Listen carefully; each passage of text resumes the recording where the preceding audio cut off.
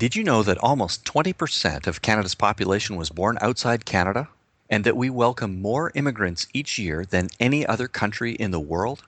Our neighborhoods are filling with new Canadians, many of whom are coming from unreached people groups. So how should you and your church respond to these trends? These are some of the ideas we'll consider on today's episode of the Global Missions Podcast.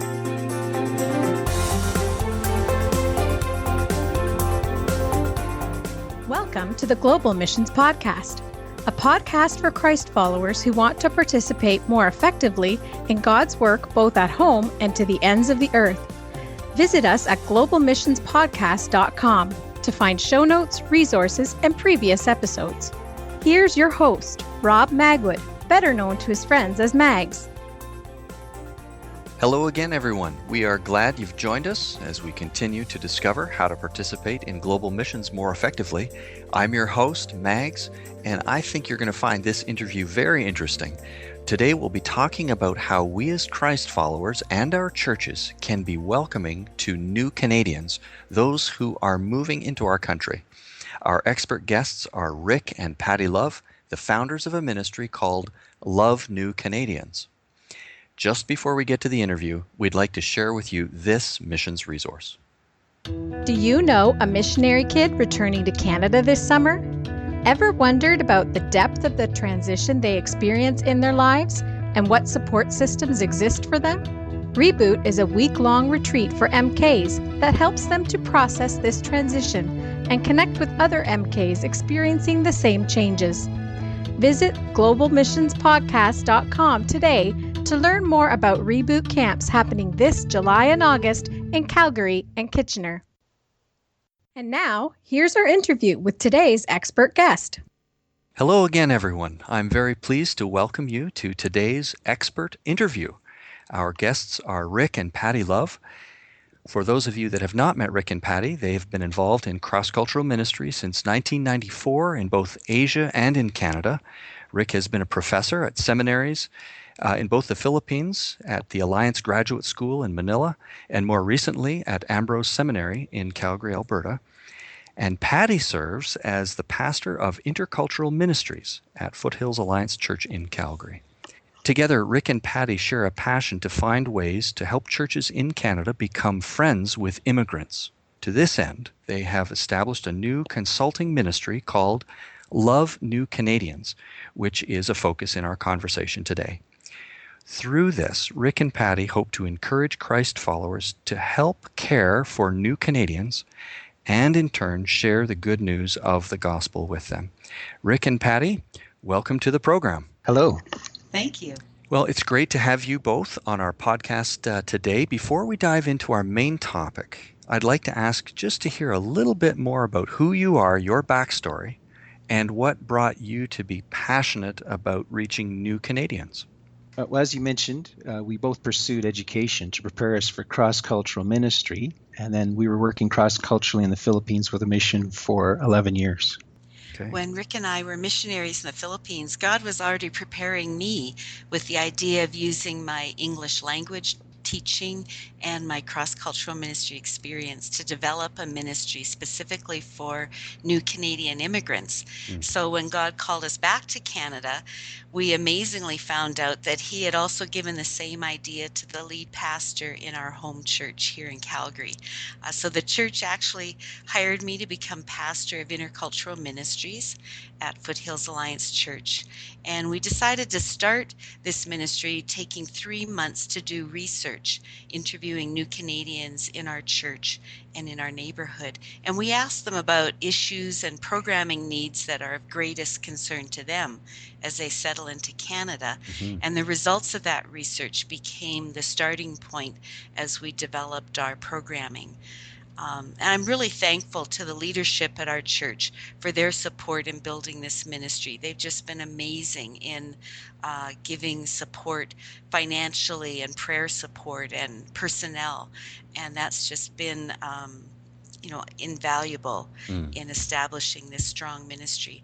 When our programs are running at Foothills in Intercultural Ministries, we have between 200 and 300 people attending our settlement programming every week, and we're really thankful to God for his encouragement in this way. So you have not only worked through the church, but now you've established a new ministry as well. Just give us a quick snapshot of that, if you would, please. With the success of and the growing ministry at Foothills, we started to grow, that people would come to observe what was happening at the church. And for the last 2 or 3 years, maybe 50 people a year, almost every week, someone's coming, they observe maybe the Bridges class or some of the other programming, they ask questions, because a lot of churches have an interest in doing something, they're not always sure what to do.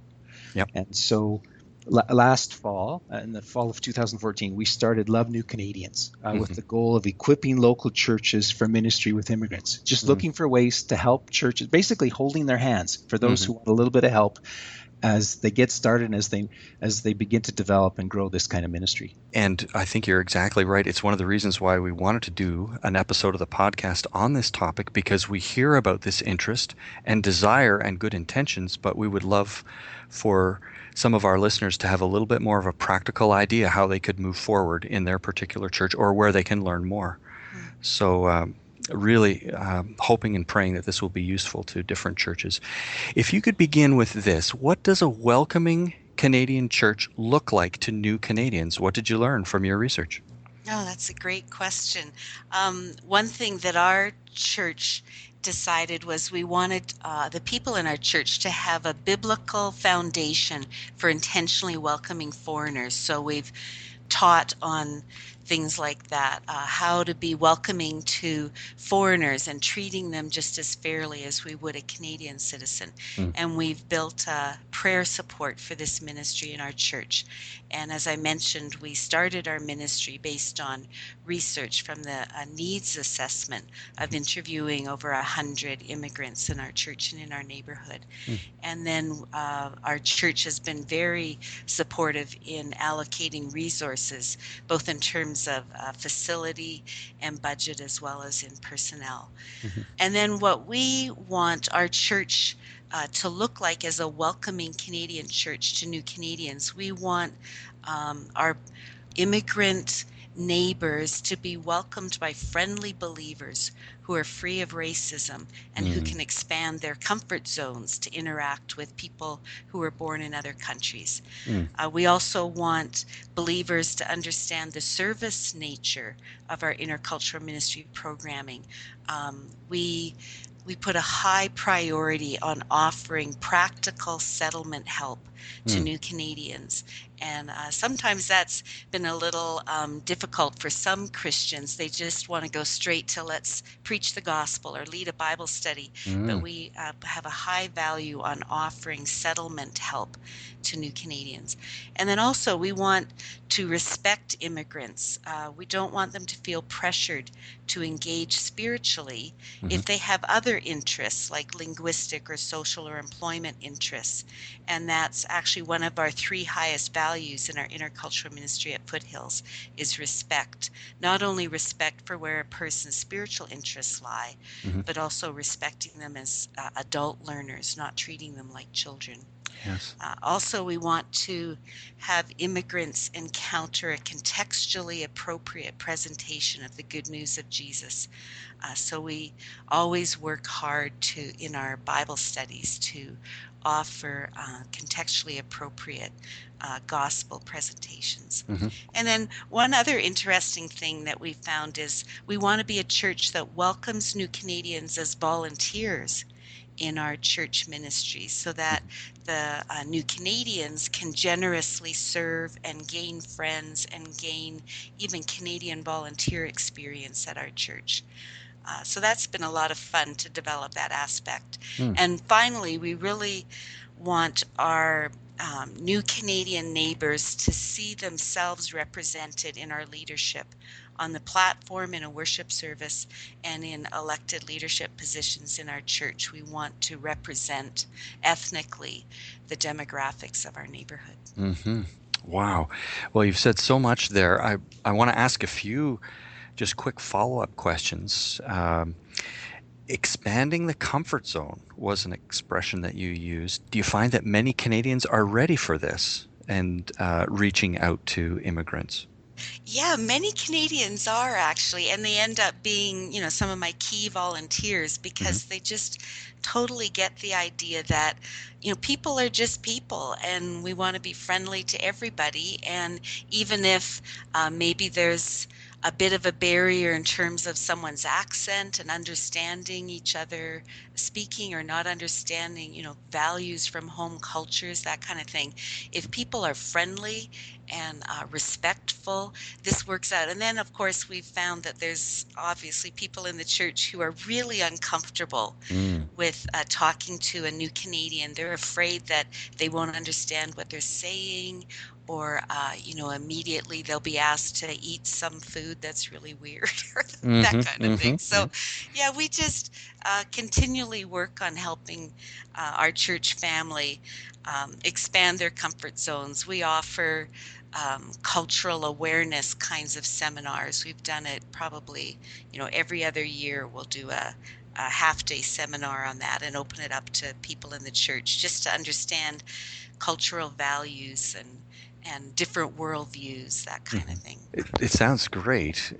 What I've sometimes found is that even with good intentions, there's a barrier of fear on the part of Canadian believers. That's true. Someone has moved into the neighborhood and they wear a hijab, and what do I say? And what can I say? Or what shouldn't I say? Or anything like that. And it tends to create a bit of a barrier. What I hear you saying is you're just trying to lower those barriers a bit. That's right. That's right. And we really work hard at our programming to make it as inviting to church volunteers Hmm. as it is inviting to the people in our neighborhood. Hmm. Because once a potential volunteer can feel so much more secure if there's a program set up and they can come and volunteer once a week for an hour in a conversation class, and they Hmm. feel secure because it's been organized for them, and we kind of lead the class along, and our volunteers find out quite quickly that this is pretty non-threatening, it's pretty Hmm. friendly, and these are for the most part adult learners Hmm. that want to be in the class. They want to be in this program that we're offering. And so the church volunteers find out quite quickly that this is a lot of fun, and Hmm. they're making friends with people that normally they would be a little intimidated to go up to them, and visit with them out in the neighborhood. Now, you mentioned the service nature of the program, meaning you're providing services to new Canadians. I wonder if you could just illustrate practically what some of those services are so that we understand what you mean. Sure. We do obviously ESL classes, so English as a second language Okay. classes. We offer conversation classes, and most of our programming we do in a small group format, and that came directly out of our research at the beginning.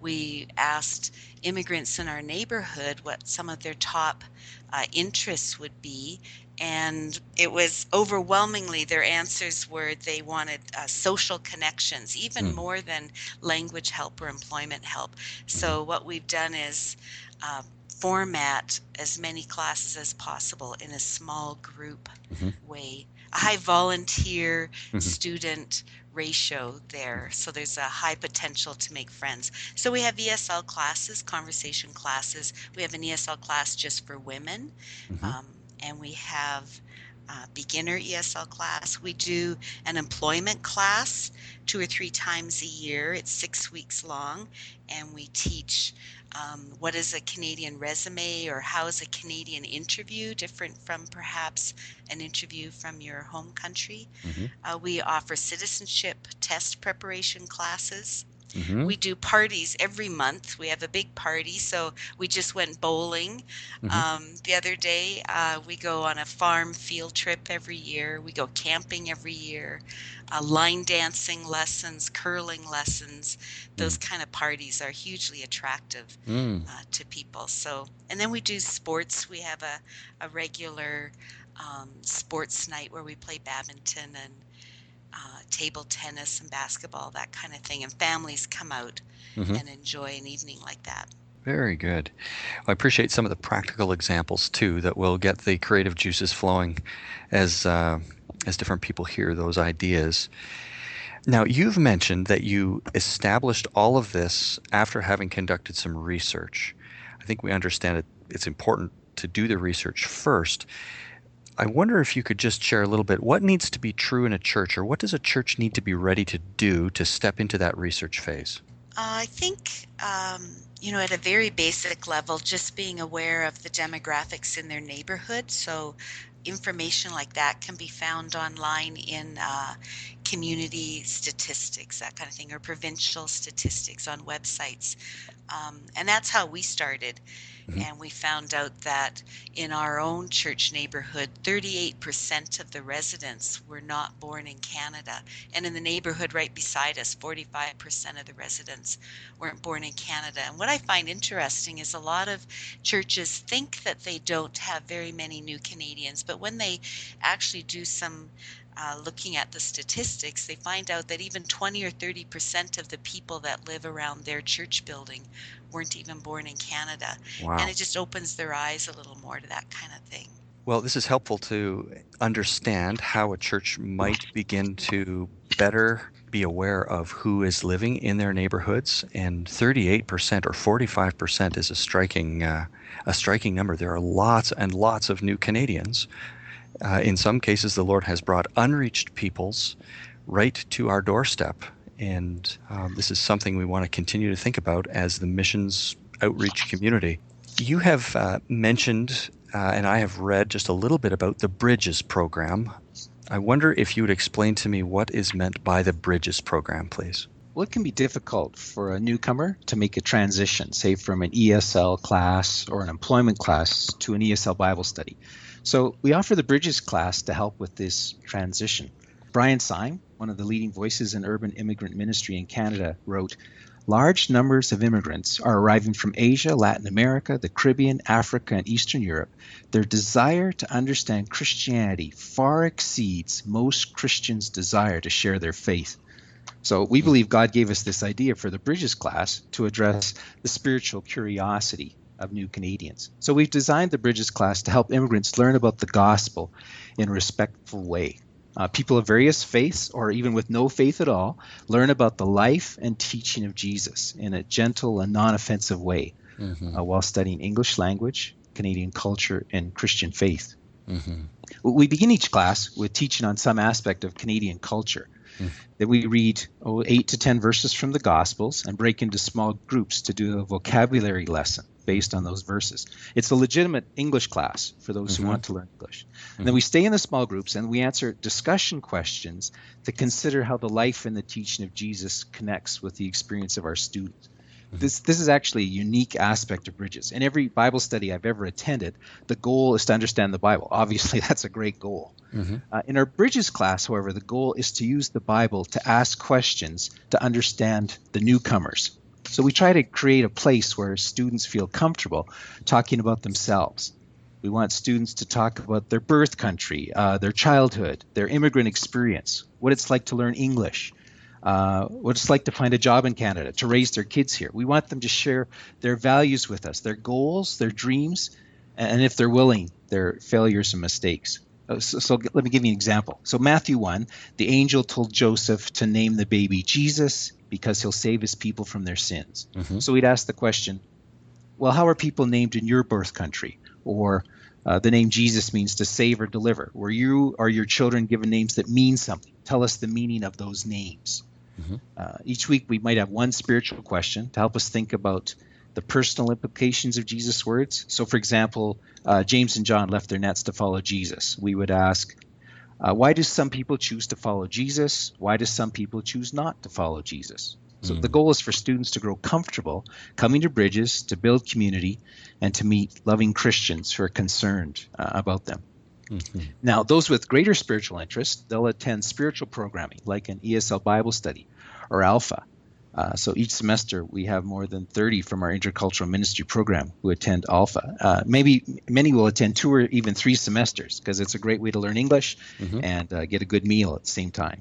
Right. So one of our goals is to increase the settlement programming so that more people will be on the pathway to Jesus. We found that the more who come to settlement programming, the more will come to Bridges, and as a result, the more who will come to Alpha and our ESL Bible studies. Mm-hmm. And through Alpha, of course, they're introduced very fully to the gospel message and Oh, of to course, absolutely. the narrative of God's work in human history.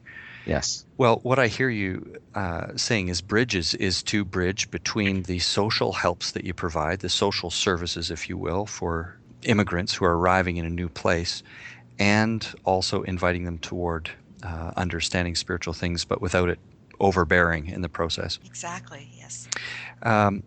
Now, these folks, when they sign up for the Bridges program, they understand that it's a Bible course, a Bible study as well. How do you go about presenting that to them? Well, in all of our programming, we're upfront, we're completely honest about everything that we're doing. So Sure. most of the settlement programming will have no spiritual content. Mm. Bridges, we let students know it's about friendly people from around the world studying Canadian culture, English language, and Christian faith. Mm-hmm. So there is a small component where people are introduced to the words of Jesus. Mm. But we found that Buddhists, atheists, Muslims enjoy coming to the class, and they'll come month after month, learning English, learning a little bit about Jesus, having that spiritual curiosity, because people want to know a little bit about what is a Christian, what does it mean to be a Christian, and we help them to understand that. Sure. And I wonder if you'd share just some of the ways that you get the word out. How do you advertise these social programs or the settlement programs that you have and the Bridges program? We found word of mouth is huge. So we have brochures, that kind of thing, and people give them out to neighbors and friends. And then once students start coming to a class, pretty soon the attendance increases in that class. Another effective way we have of promoting our programming is using a boulevard sign. So we rent a monthly sign, and we'll just have something on it like new fall ESL classes. Maybe we'll name, conversation class or women's class or beginner class with our church phone number. And every time we put out one of those signs, we'll have 10 or 15 people come into our church building for programming, and they've never been in a church before.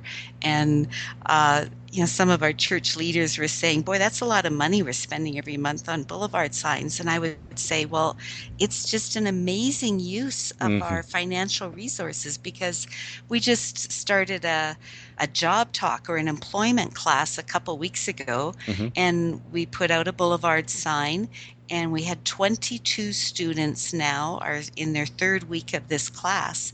And at least half of them have never been in a church before. And already, just in the first 2 or 3 weeks, 6 or 7 of those students have started attending our Bridges class on Sunday mornings. And it's just amazing. I love that we don't pressure people at all. And if we advertise an employment class, that's what the student gets. We don't trick them and turn it into a Bible study or anything. But we do respectfully invite them. If anyone's curious, we have more programming. We have other kinds of settlement classes as well as spiritual programming. So the boulevard sign's amazing. But after that, I'd say word of mouth has really been the biggest way to attract new students. Rick and Patti, I know that there are some of our listeners who are thinking, my church needs a program like this. This is great. What would you recommend as first steps for that person that would like to move forward? Well, they could definitely contact us. Sure. We have our website, LoveNewCanadians.ca. They could contact me, Rick at LoveNewCanadians.ca, and we'd like to have a conversation. So regularly, we'll talk with people on the phone, and we want to find out what you're doing, what's working, what have you noticed in your neighborhood, and start to develop a conversation about ways that we could move forward. We regularly hold observation weekends here in Calgary, so that works if people are close to Calgary. Churches are invited to send leaders to these weekends to see the ministry, to talk about next steps for your ministry with immigrants. But we've started conversations with many who aren't able to come to an observation weekend. Sure. And we like to talk about what kind of settlement program would fit well in your neighborhood. We have curriculum that we've written, and churches will buy that curriculum, and we'll start to use, say, the conversation class. We have, of course, curriculum for the Bridges class as well. With the curriculum we've written in such a way that obviously it helps if people have ESL training, TESOL training, but it's designed so that people who know English are friendly, they're able to use the curriculum and for it to work well. We encourage churches to start with parties because we found parties work so well at building friendships, building relationships. So many will start with a conversation class. They'll start maybe a monthly party, and then when they can, they'll start looking at something like a Bridges class. Well, it sounds like you've got a number of practical resources that may be of great help to a church of various sizes. The churches that are inquiring, are they of various sizes? Absolutely. Churches, we've worked with some churches that are 20 people, 70 people, other churches with, thousands. So this is accessible potentially to just about any size church in Canada, wherever you're located. I hope there's some practical ideas here for you. Well, I know that we have just scratched the surface of this topic, but I just appreciate you guys sharing about this program, especially Love New Canadians and what's happening at Foothills Alliance. I hope that many of our listeners are inspired to follow your lead and to take some steps toward opening the doors of their church, open them wide to new Canadians in your country. Thank you so much for sharing some of this with us. Thank you. Yeah, it's been really good to talk with you today. We hope you found today's interview to be both informative and inspiring. If you missed anything or would like to check out the resources or links mentioned during the interview, you can find the show notes we've prepared at our website, globalmissionspodcast.com. You can also use the website or our Facebook page to suggest a particular topic or expert you'd like to hear featured on this program. The Global Missions Podcast is co-sponsored by the Jaffrey Centre for Global Initiatives and Send International of Canada. Thanks for listening in. I'm your host, Mags, and I invite you to join us again in 2 weeks when we'll continue to explore this grand adventure of being Christ's witnesses to the ends of the earth.